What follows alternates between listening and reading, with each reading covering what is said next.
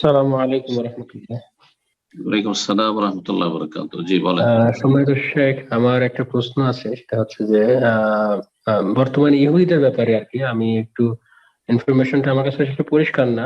এরা কি কিসের মুসা আলাহিস ব্যাপারে? সালামের যে কম, যে ইহুদি বর্তমানে যে ইসরায়েলি ইহুদি আছে আর কি, ইহুদি, জি। তাদের ব্যাপারে আর কি।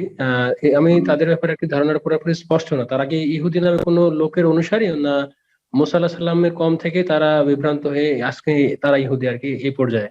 আমাকে একটু স্পষ্ট করলে ভালো হতো সেই। জাযাকাল্লাহ খায়ের। জি। ইহুদি এবং খ্রিস্টান, আল ইয়াহুদ ও নাসারা, আরবি ভাষায় এবং কোরআনের ভাষায় ইয়াহুদ এবং নাসারা। ইয়াহুদ বহু বচন, আর এক বচন হচ্ছে ইহুদি। ইহুদিটা আমরা বাংলায় করি একটু, আর ইহুদি আরবিতে।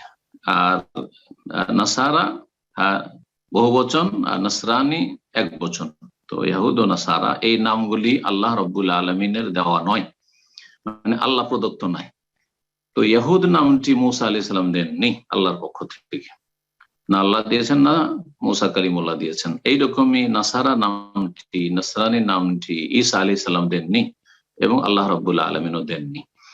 এই নামগুলি তারা গ্রহণ করেছে। কোরআন এখানে বলা হয়েছে যে তারা নিজেরা বলেছে যে আমরা ইহুদ বা আমরা নাসারা। এই নামকরণ কেন হয়েছে বিভিন্ন তার ব্যাখ্যা আছে। তো যাই হোক, সেগুলির আমাদের কোনো প্রয়োজন নেই। তো এ হচ্ছে ইহুদ। ইহুদিরা দাবি করে থাকে যে মুসা আলাইহিস সালামের তারা অনুসারী, কিন্তু তারা প্রথম কথা মুসা আলাইহিস সালামের প্রতি নাজিলকৃত কিতাব তাওরাতকে তারা বিকৃত করে দিয়েছে। তাহলে তাদের কাছে যে ধর্ম আছে সেটি বিকৃত রূপে আছে, আসল রূপে নেই, যেই রূপে আল্লাহ তাওরাত নাজিল করেছেন। ধর্মটি বিকৃত, এক। দুই নম্বর হচ্ছে ধর্মটি রহিতকৃত, মানসুখ। আল্লাহ ক্যান্সেল ঘোষণা করেছেন শেষ ফাইনাল রেসালাতের মাধ্যমে, মুহাম্মদ রাসূলুল্লাহ সাল্লাল্লাহু আলাইহি ওয়াসাল্লামের রেসালাতের মাধ্যমে। এইরকমই হচ্ছে ঈসা আলাইহিস সালামের দিন। বর্তমান যে ধর্ম ঈসা আলাইহিস সালামের সাথে সম্পৃক্ত, সেটা বিকৃত ধর্ম এবং রহিতকৃত মানসুখ ধর্ম। রহিতকৃত এবং বিকৃত, এই দুটো ত্রুটিপূর্ণ। আর ইহুদিরা শুধু মুসা আলাইহিস সালামকে মানে,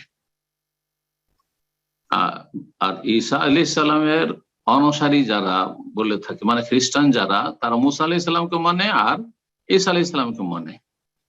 মুহাম্মদ রাসূলুল্লাহ সাল্লাল্লাহু আলাইহি ওয়াসাল্লামকে ইহুদিরাও মানে না, আর খ্রিস্টানরাও মানে না।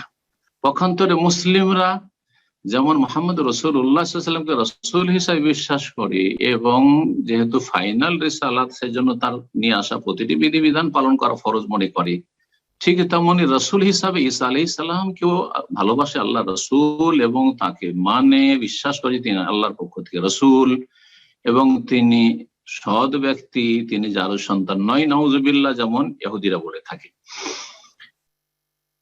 আর এইরকমই মুসলিমরা মুসা আলাইহিস সালামকেও আল্লাহ রাসূল, আল্লাহর কালিম, আল্লাহ সরাসরি তার সাথে কথা বলেছেন, আল্লাহ তার প্রতি কিতাব নাযিল করেছেন, তাওরাত তাকে দান করেছেন, তার উম্মতের সংখ্যা সবচেয়ে বড় সংখ্যা হবে উম্মতে মুসলিমার পরে, রাসূলুল্লাহ সাল্লাল্লাহু আলাইহি ওয়াসাল্লাম উম্মতের পরে, ইত্যাদি। তো মুসলিমরা তাহলে সমস্ত নবী রাসূলগণকে বিশ্বাস করে, যে লা নুফাররিকু বাইনা আহাদিম মির রাসূলিহি ওয়া ক্বালু সামি'না ওয়া আতা'না গুফরানাকা রাব্বানা ওয়া ইলাইকাল মাসির। সূরা বাকারার শেষ আয়াতের পূর্বে যে আয়াতটি রয়েছে আমানার রাসূল, সেই আয়াতটিতে 285 আয়াত।